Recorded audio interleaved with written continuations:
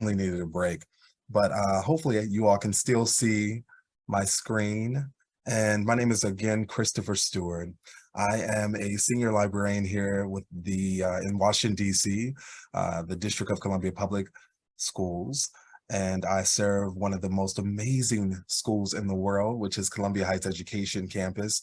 And equally, or even more so, some of the most amazing students in the world. And I know you all say that about your students too. I'm from Washington, D.C. I'm sure I know some folk in the audience, and hello to everyone that I've never met but look forward to meeting.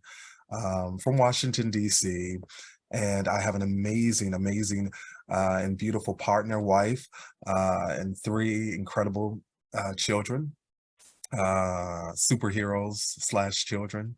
And yeah, so I received my master's of science in library and information science from Catholic University.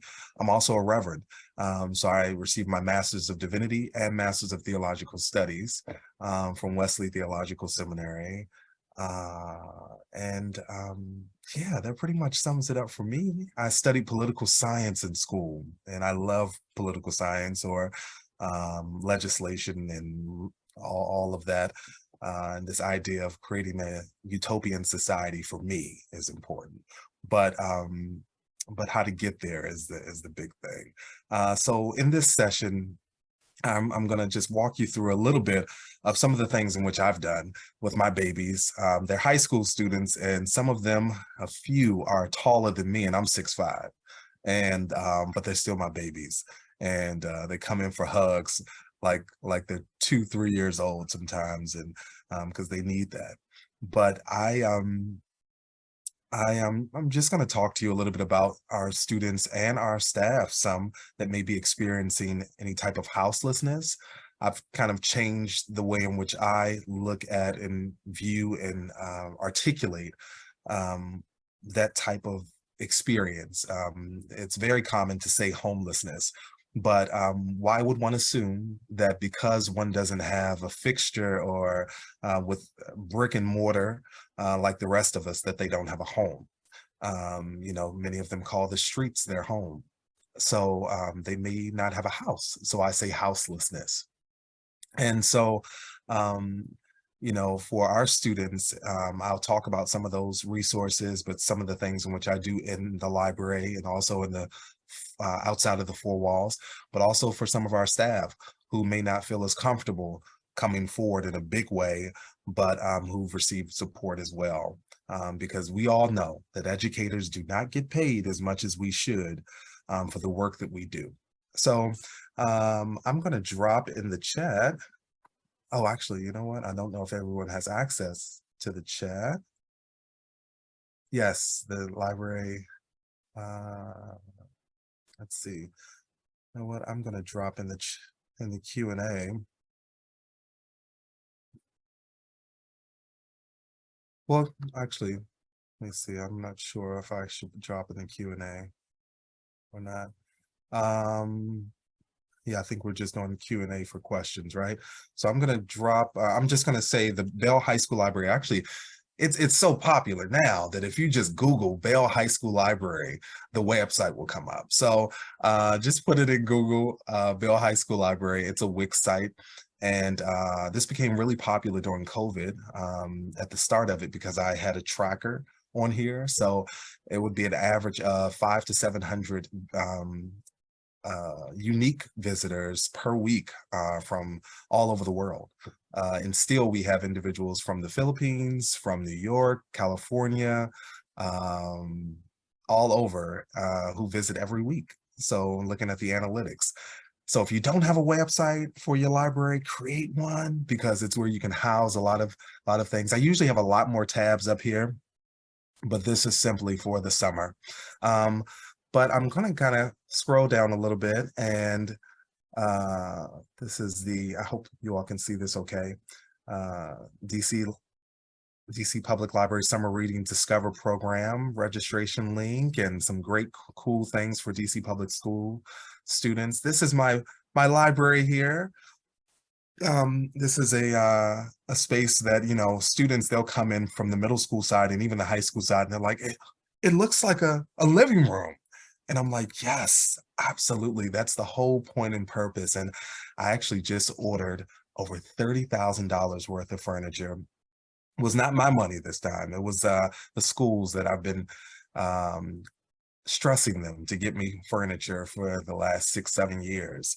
They said they were going to give me a $10,000 budget, and I got them to go up to 30,000. So our student population is made up of about 64% Latino Hispanic students and about 32% Black African diaspora students. And we have about 2% Asian students, about 1% white, and just in a mixture there with everything else. And so I mean, for the most part, Hispanic, Latino, and Black students. And I wanted to make sure that the collection as well as the space represented them. When you are experiencing any type of houselessness, uh, and even when you're on vacation, you want to make sure that you're coming into a comfortable space, a space that reminds you of what home should feel like. So the new furniture represents that. There's furniture from Mexico that is coming that I ordered because I wanted students to be able to see a little bit of themselves in the furniture selection, not just the collection. There's African printed furniture, African fabric rather, furniture, and because that's important. Um, yeah, so it's going to be really, really exciting for the students and the staff to see the new furniture there. This is a little bit of the peace and love and meditation room that's also in the library. It's so important to make sure that everyone has an opportunity to be able to get away from a stressful situation. You have at my high school, over 1,000 students and over 200 educators. We see each other more than we see our families. We are there pretty much from 8 a.m. until 3, 4, 5 o'clock, Monday through Friday, and sometimes on Saturdays. So to be able to be in a space like that and not have a place where you can go when you're feeling stressed, when you just need to be able to cry, is so important. So I created the Peace, Love, and Meditation Room, which was the book room for class sets when I first got there in 2017. So this is now an incredible space where there's always food. There's always there's a smart board in there for students to watch a movie if they want. But to be able to lay down, rest, there's a comfortable couch and rug, and but it's just important to have that space, especially when you're experiencing any type of housing displacement. This is one of my babies here who's going to the 11th grade, and these young ladies here, they own a cookbook bookstore not too far. Very tiny, very powerful space. And they also have a kitchen in the back. So I made sure that I created a relationship with them and had many of my students come over and us look at cookbooks. This cookbook is Jubilee, which is amazing. If you don't own it, you need to plug for Jubilee. But we were able to create some dishes in the bookstore in the back with the prep kitchen, and it was just so awesome, so awesome. Healthy, because that's another component that is very powerful, to make sure that we're eating and supplying them with nutritious opportunities, not just food that they bring in from the store that may not be as healthy. When checking out the website, there's some links in there that talk a little bit about me and the work that I've been able to be engaged in with a lot of you all, just making sure that we are peacefully fighting for school librarians to be in every school, whether it be public, charter, independent, on the streets. We need to be there, and we need to be loving every single person we come in contact with. So I'm now going to go to absolute family and support. So this is really, I'm going to read this actually. Here for one another, supports for all. As we find ourselves in the throes of life, sometimes cuddling up to a good book is not enough. and it's not sometimes. Please find below resources that help support your needs and wants. If you or anyone you know requires additional assistance, please don't hesitate to email or visit room A205 XOXO. So here you have student and families. So these resources, I'm sure many of you all have heard of Freecycle. It is incredible. My wife years ago actually got me hooked on it, on a part of it. Oftentimes, I've housed students who are experiencing houselessness in hotels right down the street. I know in Washington, D.C., a little over 40% of our students who are LGBTQIA plus are experiencing houselessness. From our report that dated back May 26, 2022, we have 512 students, youth, that are on the streets, that are unaccompanied. So that number is in the thousands for those who do have and are living with parents. But the dangers of being an adult and being on the streets. I would do that work a lot in my 20s and early 30s, being on the streets every weekend, giving out food and resources. And it is extremely dangerous, but sometimes not as dangerous as being in a shelter at night, depending upon one's relationship with others. If there's a group of you all, it's a lot more safe, but if you are by yourself, you're extremely vulnerable.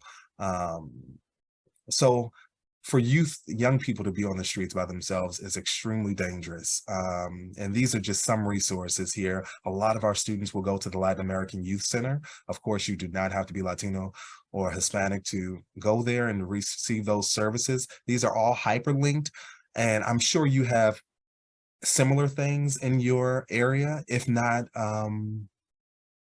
then, I know you are going to start knocking on legislators' doors and getting it done, right, to make sure that you do. Bread for the City, I've used them many times to pick up food and to deliver it to individuals. If you need help with utility bills, that is a hyperlink that is national. So that's not just for DC. Youth houseless services there. And according to the national, I have to move this out the way. According to the National Conference of State Legislators, each year an estimated 4.2 million youth and young adults experience homelessness in the United States, 700,000 of them which are unaccompanied. These estimates indicated that approximately 1 in 10 adults ages 18 to 25 and 1 in 30 youth ages 13 to 17 will experience homelessness each year. It's so unfortunate because oftentimes people, even young people, because I do a brunch on the streets, right? A 15th and Irving, once a month, where I set up a table and free books, typically from publishers, or maybe I'll go to the thrift store and get some, and free food, usually from Giant, or sometimes Target. And check out your Giant and Target. I'm putting them out there. I'm putting them on blast because I have received gift cards from both, because of the work that I'm doing in the library. So usually they're $20, $25 at a time, but literally you can get so much with $20, $25 at Giant. Not milk and eggs, because that's way too expensive, but things that of course you can put on the table in the morning for brunch, like the muffins and things like that, and granola bars. But I definitely reach out to them. There are resources out here that will give you, free things to help in that effort. But with students who are part of the brunch, they'll say, Mrs. Stewart, a lot of the homeless people that I see, they're on drugs. And I said, well, the majority of them are not. The majority of individuals who are experiencing houselessness are not on drugs. But can you imagine if you had medical bills? And some of you all can't imagine this, so I want to be sensitive to that because you have experienced it. You have medical bills, you fall behind on those medical bills, you find yourself late on your rent, you get evicted. Depending upon the state. DC, it's very tough to get evicted, but some states it is very simple. After 30 days, you're out. So you get evicted, they push you out, you find yourself on the street, you're depressed and you're stressed. You may go to some type of substance abuse. It is very easy. Any of us could be in that situation and circumstance. So it is so important that I make sure that my young people understand that don't judge, because you haven't been in that situation, but make sure that we have an empathetic heart, and that we're humble enough to say, you know what, how can I serve you? How can I help you so that you don't have to deal with that? So at my school, and on the high school side, I have about 56 students that were experiencing some type of houselessness or poverty. This was before COVID. That number has more than doubled after COVID. So that's just to put a little, some stats there, and it's extremely unfortunate. So also in the library, I make sure to have a food pantry and a clothing closet. That to me and I keep it well stocked, both of them.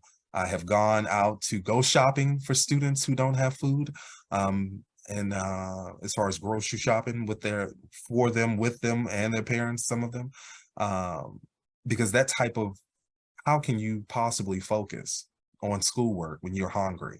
How can you focus when you know that you wore those same jeans a week in a row, same shirt?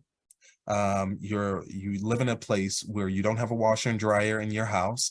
So what ends up happening, and this happens more than you would know, and many of you all probably do know this because you have students who have experienced it.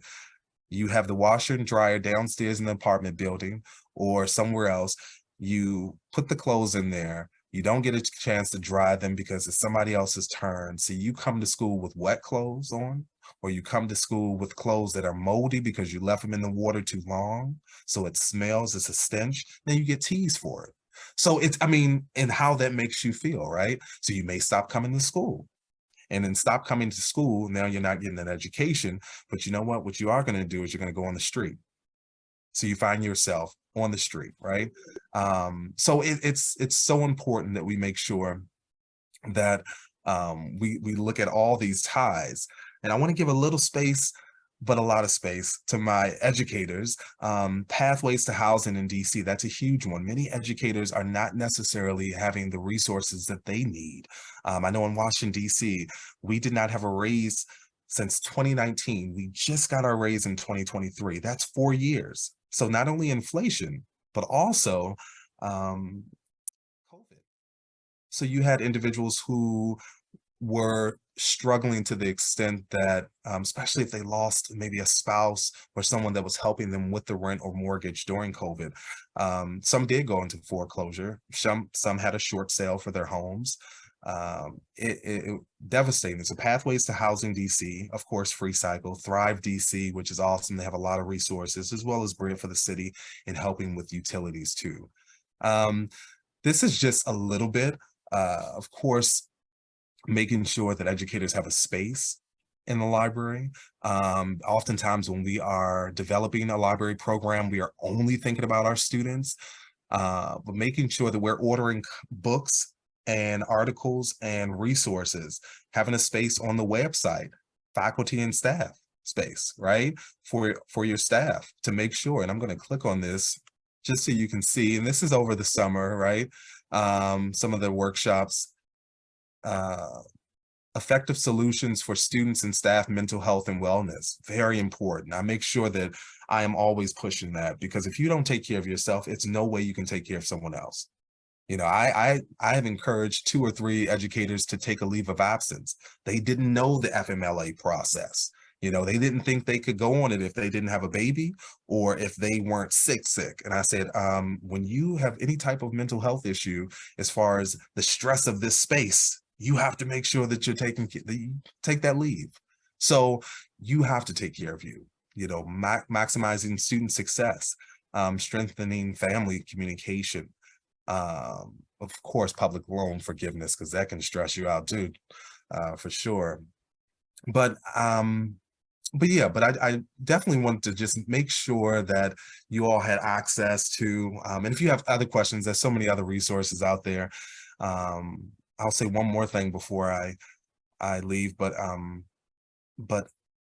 so a couple of years ago, because of some of my students wanting to work and not have money for their families and things like that, I created the Library Brand Ambassador Program. which is I choose 4 students around November, December, and they work from about January into May. Pay them $20 an hour, and a portion of that goes towards a charity that they choose. They have to choose a charity. It doesn't have to be local, but all of them have chosen local charities, which is cool. And they also, a percentage of that goes towards scholarship for trade school or college when they graduate.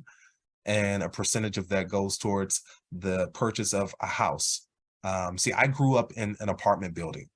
And so it really impacted, and there was nothing wrong with growing up in an apartment building, but I wanted to make sure that individuals, I always wanted a house when I was a kid. So, when talking to the other students, I see how, or students rather, I see how many of them not only want a house, but they want something tangible that they know they can go back to every day and not have to move 2 months later or 3 months later. So it's so important to make sure that we're offering that in a big way with our spaces, with our design, with the love you all give every day. Yeah, so it is so great to be here with you all. I can't believe I'm kicking it off, right? And you all are gonna have a ball. It's gonna be so much fun. We're gonna have a ball. And I love you all. XOXO. And I can't wait to get to know those in which I have not met yet. Please email me, christopher.stewart21@k12.dc.gov. I probably should put my personal, but if you email me on my work, I'll just give you my personal. I'm not really on Twitter or other X, yeah. X. That's right, it's not Twitter anymore, X. But I am on Threads. If anyone's on Threads, but I think there's a lot of people on Threads. Well, this is what we're going to do because we're still trying to troubleshoot this issue with the chat. And it's something that I toggled by accident. I had no business touching. So this is what I want. 2 things I want it to happen. Yeah. You enjoyed Christopher's presentation. Go on Twitter or on Threads and just say, hey, loved your presentation, comment about it, use the hashtag. I will be sure that Christopher gets those screenshots so he can see how you responded to, his presentation. The second thing is he gave out a number of resources and links and so forth. What we can do is that we'll create a 1-pager every day for resources that you think that all of the attendees would like to enjoy, and then we'll make that available the following day, so you'll be able to get it. So don't worry, you'll still be able to interact with Chris and all the other presenters today. It's just that we're just trying to work on getting the chat together. So thanks again, Chris. Really appreciate your wonderful presentation today. And thank you so much, my dear friend. And I'm going to see you in a couple of weeks when school begins. All right.